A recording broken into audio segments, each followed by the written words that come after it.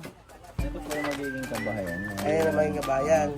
Two bedrooms, may CR, dining, saka po living area. Tapos may may setback sa harapan ng 1.5 saka sa likod para magkaroon ng ventilation po. Setback, ibig sabihin yung pagitan. Naka-atras po. Atras. So ito talaga yung ito yung pagkakalabasan niya. So ibig sabihin nakikita niyo po ba yan mga amigo? Nakikita niyo ba yan? So magandang hapon Kuya Beljun. Magandang hapon po sa inyong lahat. Dumatang yan sa Cavite. Cavite. Magandang hapon sa iyo. Ba't terno na naman ang suot mo? Ako nga po pala si Paterna. Ayan po, ngayon po mga amigo. Ipakilala mo naman, sino magsasabi? Ito na kami bago nating i-renovate. Ito na, hindi. Itutuloy lang natin yung project na yan kasi nga, gawa na ng dating contractor. Contractor. So ito i-renovate natin lahat. Ano i-renovate dyan? Ayun na yung mga butas-butas na yun. Dito? Ayan. Ito yung mga i-renovate natin. Ayan, yung mga butas dyan sa ano. Ito, di sa part na to. May i-renovate tayo rito. Saan? May i-renovate na tayo. Nalulubit na natin sa kata. I-renovate na tayo sa kata. Magandang araw po sa inyo lahat mga amigo. Natin po tayo sa Cavite. At nakapambahay ako. For today's video ay ano nga ba gagawin natin dito? Magpapasa ba? Hindi, may kukunin lang tayo ng papel dahil Requirements? may pinaayos lang tayo dito. Para susukatin natin, dala niyo ba yung metro? May kaibigan kasi tayo dito. Sabi nga ganda may re-renovate daw tayo. Tapos nakaturo ba naman kay Belgium na ganyan? Ay, re-renovate yung mukha. Ala na yan. Ano kailangan kay Belgium? Sabi nga balak yung bahay. Ang sarap daw ng Ano? kain natin. Palitan na yung Mga ulo. kambingan daw eh. Papalitan tayo yung ulo mo. Belgium, papalitan tayo yung ulo mo, sabi ni Madam. Papalitan. Papabunot natin, papalitan. Ano yung papalit? Di ko alam kung Buko? Di ko alam kung anong ulo. Ano? Huwag yung buko, masabaw ulo. Ano ba dapat? Masabaw lalo yung buko. Ulo naman ako pwede. Parang pangit. Maliit yung ulo, malaki kataw. Inakanaka ni Madam. Dinadali ka na Madam. Madam. Nakakala sa issue yan. Anak ka na naman. Alam mo, Belgium, parang lasing ka na naman. Ay, hindi ka interesado. So, andito po tayo sa... Huwag mong nakawin yan, lahat na lang. Talaga, Madam, sabi mo talagang ano? Talagang ano? Talagang malikot yung ano? Malit talaga to. Oo, talagang malikot daw. Uy, ang ganda talaga. Ano ba tong opisina na to? Ang laki. Ay, pag-picturean ko muna nga kayo. Ito yung thumbnail. Alam mo ba, akala ko sa gabi lang kami po. Ano may ba? Nakatira ko sa munisipyo. Ito yung may kuko mo nga. Hindi mo na pa. Bakit may kuko mo? Yung isang kuko mo. Ito. Oh. Sige na, picturean ko na kayo para ito yung thumbnail natin. Ayun na, Marvin. Okay nga, picturean ko na kayo. O, ayan, picturean ko na kayo. 1, 2, 3. O, picture. Oh, first time natin dito eh. Kasi ng bias mo kaya hirap ako kasi. Hiyang-hiya naman ako sexy ng bias ko. Okay. O sige. Ipaliwanag mo ba't andito tayo kasi? TikTok na gano'n? Ano? Kasi yung project natin may kailangan i-adjust din sa plano. So yung kaibigan natin engineer dito Siya nagagawa. siya yung pinag-adjust ko ng sa plano para Okay. Gets ko na. Isa may antipolo. Hindi ako na magpapaliwanag sa inyo. lang yung firewall lang hingi ng additional. Kaparan mo, sigurado baka... Baka mamaya may nakasuklit na naman dyan. Alam mo naman yan, baka gumana na naman yung kaliko. Baka tinanong. Kaya nga eh. Kaya iwas tayo kay Belgium masyado. Kailangan na nating iwasan si Belgium. Medyo may kalikutan. Ipinatawag ko kayo. Paano pag pinatawag? Paano? Pinatawag ko kayo. Mas maganda kay Belgium pag pinatawag. Paano yun? Tayo para magka...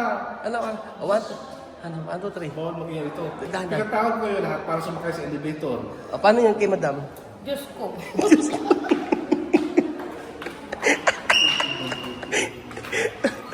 Ayun. Dito na tayo. Ganyan, Madam, dito kapag nakabili ka na ng bahay, ganito. O sasabihin mo sa mga gali. Anda kayo sa baba. Hindi ganon. Ayun, nasa baba. Kasi dati ako nasa baba. Nilalait niyo ako, ganon. Ngayon, tumuntong ako rito. Matas pa rin sila. Nakakataas-taas na ako ng konti.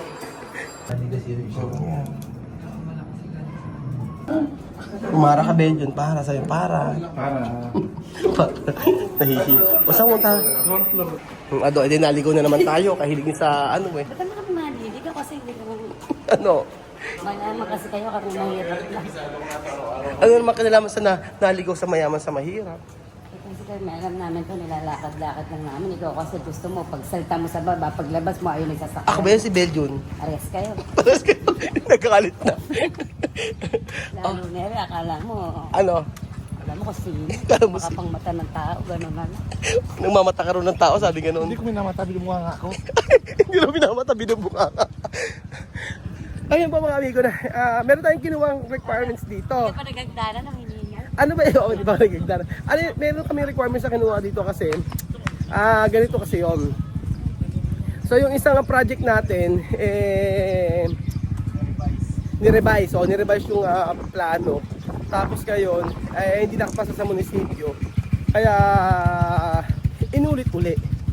Kumbaga kasi iba yung engineer na gumawa ng plano, ayaw pirmahan ng dating, ano i-explain na mabilis yun? May nagpagawa sa amin, may plano nang binigay. Kaso yung plano nang binigay sa amin, dating engineer niya ayaw pirmahan. So, ang ginawa, yung engineer namin, nirevise yung plano, siya pumirma. Ngayon, ang dinala namin dito sa may, munisipyo, nireject, may kulang. Ngayon, ginawa namin, pinaayos namin, tapos, okay na. So, dadalhin na ulit sa munisipyo. Kumbaga, revise. Ganun po ang nangyari mga amigo. So, syempre, ang isang engineer, kapag hindi niya nakuha ang project, kasi parang hindi okay yung naging yung project na, parang hindi sa kanila na pinagawa. Yung project sa amin pinagawa, kasi parang hindi naging okay yung unang project na ginawa niya. So, sa amin pinagkatiwala. Ganun. Siyempre, ayusin natin yung project, ayusin natin yung plano, kasi nga yung permit, building permit, kailangan po ay ligan na ligan tayo. O ano na, o sige, umakyat ka, tingnan natin. O hagdan. O hagdan. Uy, pinagawa to talaga ng Okay. na para may O sige, kaya. O kaya. Okay, kaya. Ang ganda talaga ng munisipyo ng Imus, Cavite. Tingnan niyo po mga amigo, pati yung mga halaman nila, mga mamahalin. No? Variegated na talisay. Tingnan niyo po ang munisipyo ng Imus, Cavite. At huwag kayo, ang CR aircon. Di ba? Hindi ka huhulas. Hindi ka huhulas. Hindi magandang papatay At ngayon. tsaka tingnan mo yung mga tingnan mo yung mga halaman. O, huwag kayo. So ayan po mga amigo, tayo ngayon ay lilipad sa, ang ating team ay lilipad sa Antipolo. Di umano, nakarating sa Antipolo. Di umano, nakarating sa Antipolo. May gumalaw. Pagalawin ng baso. Ganito po yun. So, Yung kamay ni Kuya Bel, gumalaw. Ang kamay daw ni Sabi ni Kuya Bel, gumagalaw talaga. gumagalaw doon kami ni Kuya Benjo. May kalikutan. Kaya nga medyo may iwas-iwas na kami kay Kuya Benjo. Nakita ang multo. Iniwas-iwasan ka na rin ni Madam kasi medyo malikot na yung kamay mo. Sabi nga ni Madam. Ano sabi mo? Ganun talaga. Maliko talaga to. Oh, ano, alam niyo ba? Sa maghapon, gabi na kami nakakauwi. Ang pinuntahan natin, Oo. Baliwag Bulacan project. Ganito, galing kami sa Baliwag, Bulacan sa project na isa. Paspasan. Tapos pumunta sa Cavite ngayon. Dadalhin namin ngayon yung dadalhin natin yung Papers. hindi paper, sa Jackhammer. jackhammer. Pagkaya ng jackhammer dali namin, punta kami Antipolo. Pagpunta namin ng Antipolo, uuwi kami mga alas 11 ng gabi. Ang masasabi ko lang, Eddie, kay Luwa. Pagod na pagod. Tutulog ka. Ang gabi matulog na pag-uwi. Naka, ang problema sa pagkatapos kumain, natutulog ka rin eh. Baga pag-gabi? Hindi ka kakain gabi? Hindi kasi Sure ka? Tinola na naman ang ulam. Tinola ulam. Ngayon hindi ako talaga. Paano pag tinola ulam na native? Di bukas na lang umaga. Totoo ba? Panis. Kung mapanis. Hindi nakakain. Marami naman dyan ka. True ba ha? Sige. Ibibigyo natin pagka kumain na. Hoy, mamaya o-order tayo sa tayo, kakain tayo sa labas. Burger lang ako. Hindi na kakain burger daw. Para makaiwas na huwag ka nang bababa sa sakit. Huwag ka na mabasak yan. Kami na lang bababa. Kami na bababa, dito ka na lang muna. Amuyin mo na lang digay na. Amoy. Uhulaan mo pag nagdigay isa sa pizza yun. Pizza. Amoy lang gunisa. Lisensya din. Hindi naman nga kukonsensyahhin mo pa kami. O, sige po. So, ayan po mga amigo, papunta na po tayo sa may Antipolo para ibigay po yung... Cavite pa lang muna pala kami sa project po natin. So, for today's video mga amigo, ang content na ito ay for a day in the life. So, maghapon nyo po makikita yung ginawa namin, a day in the life sa buhay ng mga frontatista. So, yan po, tama rin. Drogista na rin sasabihin. Sabi naman durugisa daw. So, andito na po tayo mga amigo sa ating project na pinapagawa sa May Cavite. Ayan po, papakita ko po sa inyo ang project natin na binabaklas. Binabaklas na po mga amigo. So, ayan po mga amigo, nandito na po tayo at papakita ko po sa inyo. Ayan. Ay, bagbag na pala, wala na. Bilis. Oh. Ay, nagbuukay na pala sila eh. Ayan pala eh. Ilan ba kayo rito? Anin pala sila rito. Kuya Bel, Alam mo. tingnan mo kung okay na. Asan si ano? Asan si Kabungol? Nawala si Kabungol. Petlog. Ano? Kapetlog pala. Si Kapetlog, wala. Ay, ba si Petlog? Ay, si Kuya. Nagpapakitang gilas ka pa, kala mo. Nagpapakitang gilas ka pa eh. Makakabalik ka. Tanggalin mo naman yung ano mo, nang makita nila yung mukha mo. Oh. Ayan, tatanggalin. Yung kabila. Ayan. Ito na, nabagbag na lahat. Ito na, hinuhukay na po. Kabungol, saan mo dinala yung mga bakal? Nabenta mo? Nakamagkano ka? Binenta na may-ari. Sayang yung mga So, ilang araw ba to? Isang linggo na ba to? Paano nyo nabagbagin din eh? Tiniis nyo? Oo. Ilang poste to? Siyam? Siyam na poste daw. Marvin, ano ba size ito? Ng lote? Ha? 72 square meter. Oo. Buong land, buong area. Sa 100. Oo. Basal talaga siya, ano? Oo. Ito yung gamit ko pala.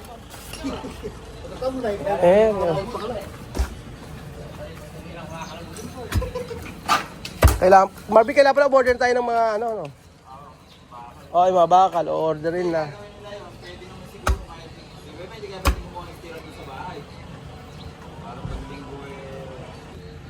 So, ayan po yung plano.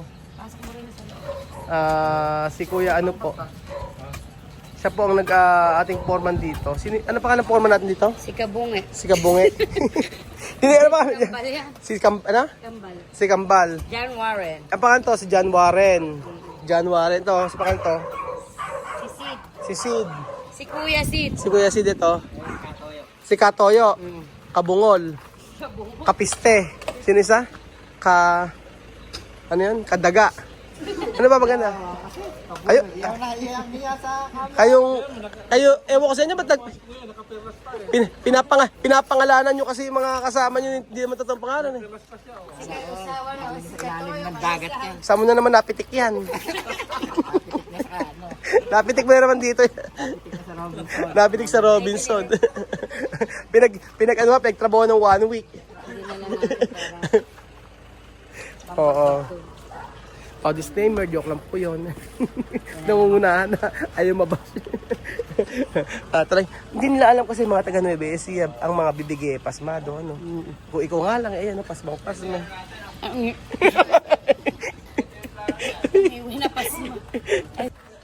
So ito po yung plano na ginawa ni Engineer Marvin. Ano gagawin dito? Ito po yung magiging kabahayan. Ayan ang magiging kabahayan. 2 bedrooms. May CR, dining, saka po living area. Tapos may may setback sa harapan na 1.5 saka sa likod para magkaroon ng ventilation po. Setback ibig sabihin yung pagitan sa atras. So ito talaga yung ito yung pagkakalabasan niya. So ibig sabihin meron tong mga tile pa sa ganyan. Design lang po yan. Design lang. Yung nasa to ano to? Hindi po, ano po yan, yung yero lang po yan. Ay, Pero yero. po, ginawa na po natin yan. Dati po kasi, ginawa na po siyang gable roof na. Ano yung sabi ng gable roof? Yung parang tipakli lang po siya kung tawagin Ano sa- tipakli? Sa Tagalog. Yung magkasalubong lang po. Pag ganun lang siya? Hindi po, magkasalubong po siya gano'n. Parang letter A. Ah, Yan po kasi nung Oo. time na yan, nang ginawa yan, parang Yolanda type yung nakapropose. Ngayon po, iniba na po yan, gable roof na po siya. Oo. Tapos ito po, yung front po nito, may bakod na po siya. Oo. Yung harap po na yan. Tapos yung yero niya po, sagad sa bakod. Sakad sa bakod. So, bali wala siyang, Hindi makikita yung harap na yan. Kumbaga, may bakod siya and then yung yero niya nakasagad sa bakod. hindi kita hirapan. Hindi masyado kasi po. Depende kasi sa nagpapagawa no? Kasi meron kapagawa, ganun ang mas gusto nila. Meron iba naman nagpapagawa, gusto nila kita yung loob, kita yung harapan ng bahay. Ang kagandahan po kasi doon, nakasagad sa bakod yung yero. Hindi ko babasa yung harapan. Tapos kaya lang wala silang Garage. garahe. Oo, walang garahe. Po kasi space. So ayan po mga amigo, may building permit tayo at kompleto po yan. Wala po tayong nilalabag na batas. Ano mang bata? Oo, kaya tayo ay nagtatrabaho ng marangal dahil si foreman na 30 years na po sa trabaho na to. So, sa 29 pa lang yan. 30 years na po sa ganito trabaho at 29 na po yung gumuho na bahay na nagawa niya. Ilang bahay na ba nagawa mo? Marami na rin. Marami. 18 na? 18 floor. Talaga si 18th floor, nagsimula yan sa taas ha. Mababa ang gawa. Puro kalokohan no? Ayun na Pagka natapos tayo dito, di tapos. magsuswimming na naman tayo. Oo. Ikaw naman daw, itry mo naman. Makaya. Ba't naman di mo kakayanin? Hihingalin ako agad. Alam mo naman sa kainan lang. So ayun po mga amigo, ang hapon na po dito. At after po nito, diretso po tayo sa may Antipolo.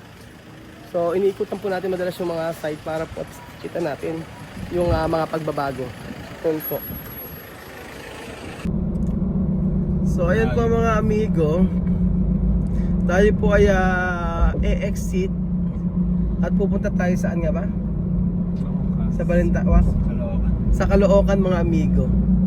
Ayan. Tayo po ay pa Caloocan mga amigo. At doon po tayo, meron po tayong imimit. Ayan po. Bali ano po mga amigo, papalalamog na lang po namin yung documents papuntang Antipolo kasi pagka hindi namin pinalalamog to at pinuntahan pa, dinala pa namin sa Antipolo, for sure po mga alas 12 na po kami ng gabi makakauwi. Kinabukasan po may trabaho pa. Kaya hindi na kinaya ng powers namin. At Bulacan lang muna kami. Bulacan, Cavite, tapos balik kami papuntang Caloocan, papalalamove yung documents, and then bukas yung contact natin, siya na po ang bahalang magpasa sa may munisipyo ng requirements para po next week makapagsimula na po na tayo ng project sa may Antipolo. So kahit ganyan na pinuntahan natin, parang ang Metro Manila ginagawa namin balik-balikan lang. Kaya sobra nakakapagod din yung ganitong trabaho. Pero kailangan ba magreklamo? Syempre hindi.